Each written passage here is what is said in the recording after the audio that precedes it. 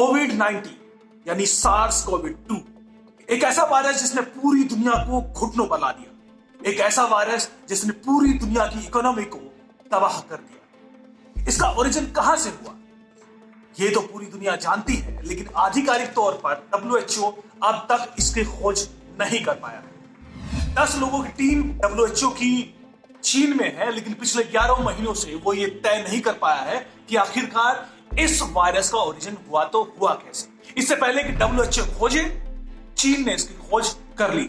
चीन के साइंटिस्ट की ये टीम ने बता दिया है कि दरअसल ये वायरस कहां से आया, इसका ओरिजिन कहां से हुआ। आप सोच रहे होंगे भाई वाह, कहां हुआ होगा? तो आपको बताऊं, चीन के मुताबिक, चीन की नई खोज के मुताबिक जो कोविड-19 यानी सार्स कोविड-2 वायरस का जो ओरिजिन था वो इंडिया में। आप सोच रहे होंगे कि क्या मजाक है? दरअसल ये मजाक नहीं है। ये चीन के बड़े साइंटिस्ट की एक ऐसी ताजा खोज है जिसको लेकर वो पूरी तरह से सीरियस है और दुनिया के तमाम देशों में साइंटिफिक इंस्टीट्यूशंस में ये रिपोर्ट्स भेजी जा रही है और बाकायदा इसको प्रूव करने की कोशिश जारी है। साफ है कि इससे पहले WHO की टीम चीन की तरफ उंगली उठाए, चीन ने भारत की तरफ उंगली कर दी है। अगर आप इस 22 पन्नों की रिपोर्ट को पढ़ेंगे तो आपको एहसास होगा कि स्क्रिप्ट इतनी तगड़ी है कि अगर इसको एकता कपूर पढ़ ले तो शायद सीरियल बनाना छोड़ दे। अगर जावेद अख्तर या स्वर्गीय मनमोहन देसाई इसको पढ़ ले तो वो मिरेकल स्टोरी लिखना छोड़ दे। ऐसे स्क्रिप्ट जो शायद हॉलीवुड में या फिर चीन की फिल्मों में ही लिखी गई, बॉलीवुड इसके सामने कुछ नहीं है। आप इस कहानी को पूरा सुनिएगा, क्योंकि मैं बताने वाला हूं कि इस 22 पन्नों की रिपोर्ट में क्या है, ये स्क्रिप्ट है क्या, कहानी क्या है। दरअसल ये रिपोर्ट अब यूरोप और अमेरिका के साइंटिफिक इंस्टीट्यूट्स में भेजी जा रही है प्रूव करने के लिए। वहां के सेमिनार्स में बहस जारी है कि दरअसल अब कोविड वायरस के ओरिजिन की कहानी, उसकी खोज की जा चुकी है और उसका तर्क ये। मैं आपको बताता हूं कि 22 पन्नों की इस रिपोर्ट में 3 बड़े साइंटिस्ट, चीन के 3 बड़े इंस्टीट्यूट इसमें शामिल हैं, जिसमें एक इंस्टीट्यूट अमेरिका का है, चाइनीज अकेडमी ऑफ साइंसेस के इंस्टीट्यूट ऑफ न्यूरोसाइंस, जो कि शंघाई का एक बड़ी यूनिवर्सिटी है, उसके प्रोफेसर हैं लिविंग शेन, उसके साइंटिस्ट। दूसरे साइंटिस्ट हैं फुनान ही, जो कि फुडान यूनिवर्सिटी के स्कूल ऑफ लाइफ साइंसेस के साइंटिस्ट हैं। और तीसरे साइंटिस्ट हैं यूनिवर्सिटी ऑफ टेक्सास के institute department of bio chemistry and molecular biology के साइंटिस्ट। इन तीनों ने मिलकर ये रिपोर्ट तैयार की। इस रिपोर्ट में उनका कहना है कि दरअसल उन्होंने जीनोम सीक्वेंस, ये जो सार्स कोविड का वायरस है, इसके जीनोम सीक्वेंस की स्टडी की। इसके सीक्वेंस को उन्होंने लगभग 4000 से ज्यादा वायरसेस की स्टडी की है, जिसके उन्होंने सीक्वेंस को निकाला है। उस सीक्वेंस में उन्होंने फिलोजेनेटिक रूट्स की पहचान की। इस हर एक वायरस के फिलोजेनेटिक रूट्स की पहचान की है, उसको एनालाइज किया है और फिर उसको एवोल्यूशनरी प्रोसेस को उन्होंने देखा है कि दरअसल ये वायरस कैसे, इसका एवोल्यूशन कैसे हुआ और वो कहां से हुआ, इसको एनालाइज किया। इस एवोल्यूशनरी प्रोसेस को एनालाइज करने के बाद जो रिपोर्ट तैयार हुई है, उसमें, इस रिपोर्ट में जो सबसे पहला कंक्लूजन है वो ये है कि दरअसल वुहान में ये वायरस पैदा नहीं हुआ। वुहान में तो जो वायरस पैदा हुआ था वो लीस्ट म्यूटेंट था, यानी कम से कम सक्रिय था, उसकी सक्रियता सबसे कम थी और उसका जो एवोल्यूशन था वो सबसे कमजोर था। यानी इससे साबित होता है कि वुहान में तो कम से कम ये वायरस पैदा नहीं हुआ। वुहान से पहले जहां इस वायरस के पैदा होने की संभावना है, उसमें 4 कॉन्टिनेंट है। जो देश उन्होंने बताए हैं इस रिपोर्ट में, उसमें USA, India, Bangladesh, Australia, Italy, Greece, Russia जैसे देश और सऊदी अरबिया। इस रिपोर्ट का कहना है कि पूरी संभावना है कि वुहान से पहले इन देशों में ये कोविड वायरस मौजूद था।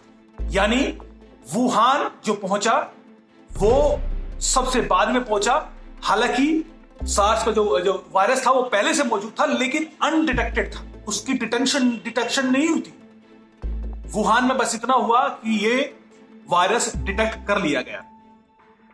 ये कंक्लूजन है इस रिपोर्ट का।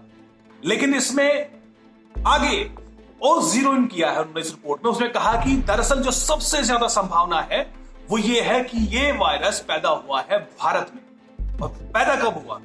जुलाई अगस्त 2019 में। ये वायरस जो मौजूदा स्थिति में जिसने पूरी दुनिया को घुटनों पर ला दिया है, दरअसल वो जुलाई अगस्त के महीने में भारत में पैदा हुआ। कैसे?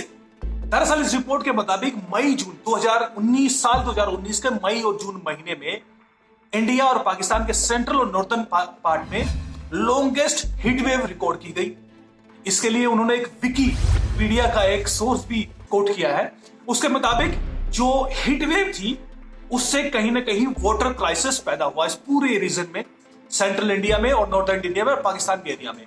यहां पर हीट वेव की वजह से वाटर क्राइसिस शुरू हुआ, जिसकी वजह से जो एनिमल्स, वाइल्ड एनिमल्स थे, यानी जो जंगली जानवर हैं, उनमें कहीं ना कहीं इस वाटर क्राइसिस की वजह से उनको पानी की कमी झेलनी पड़ी, जिसकी वजह से वाइल्ड एनिमल्स में आपस में हिंसक झड़पें हुई।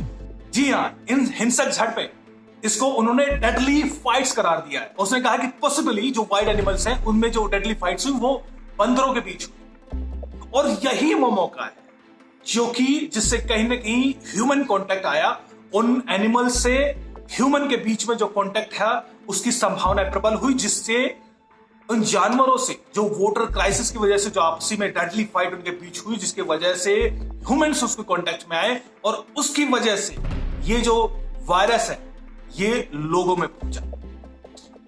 आप स्क्रिप्ट पढ़ रहे हैं, स्क्रिप्ट सुन रहे हैं, क्या जबरदस्त स्क्रिप्ट लिखी। मतलब पहले हीट वेव की वजह से वाटर क्राइसिस पैदा हुआ, वाटर क्राइसिस की वजह से जो जंगली जानवर थे उसमें आपस में झगड़ा शुरू हुआ, आपस में फाइट हुई, डेडली फाइट हुई, जिसकी वजह से जो सराउंडिंग एरिया के जो ह्यूमंस थे, जो इंसान थे, जो भारतीय थे, वो उनके कांटेक्ट में आए और वहां से म्यूटेंट होकर जानवरों से ये इंसानों में ये वायरस पहुंचा। ये स्क्रिप्ट लिखी है चाइना के टॉप साइंटिस्ट ने। उनका कहना है कि यही वजह है कि जो हीट वेव में जो तर्क हमने देखा कि जो सार्स है, कोविड का जो वायरस है, सार्स कोविड-2, ये भयंकर गर्मियों में तेजी से फैला।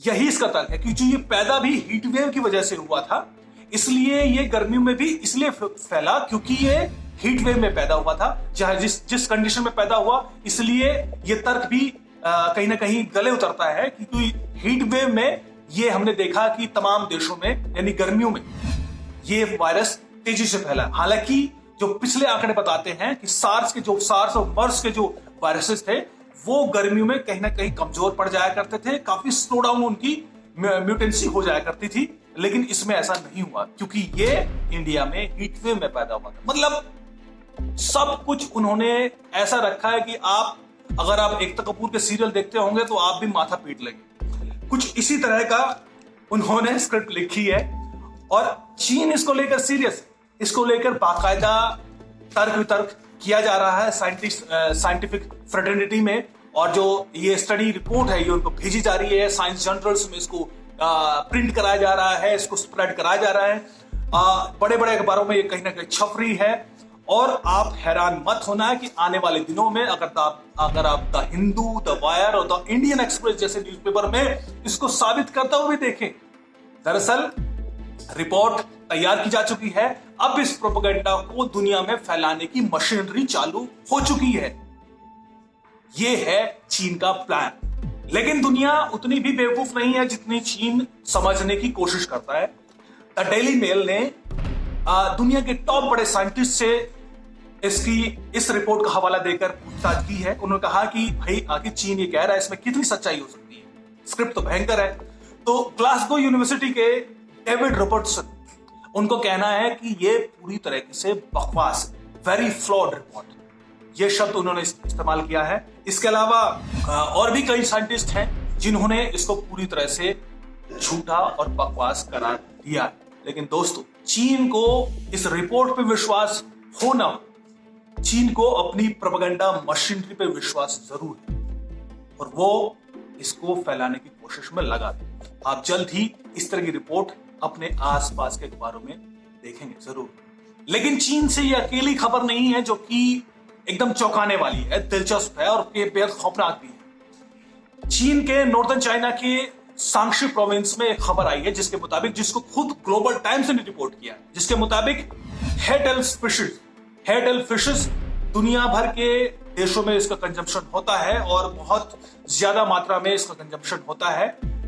इसमें हेटेल फिशेस में कोविड पॉजिटिव लक्षण पाए गए, यानी हेटेल फिशेस कोविड पॉजिटिव पाई गई। यानी अब तक आपने लोगों के बारे में सुना होगा, इंसानों के बारे में सुना होगा कि वो कोविड पॉजिटिव थी, लेकिन अब तो मछलियां भी चीन में कोविड पॉजिटिव पाई जा रही है। और इसको हम नहीं कह रहे, ये खुद उन्हीं के प्रोपेगेंडा अखबार द ग्लोबल टाइम्स ने रिपोर्ट की है। इसके बाद चीन ने जो इसका इंपोर्ट है वो बंद कर दिया है।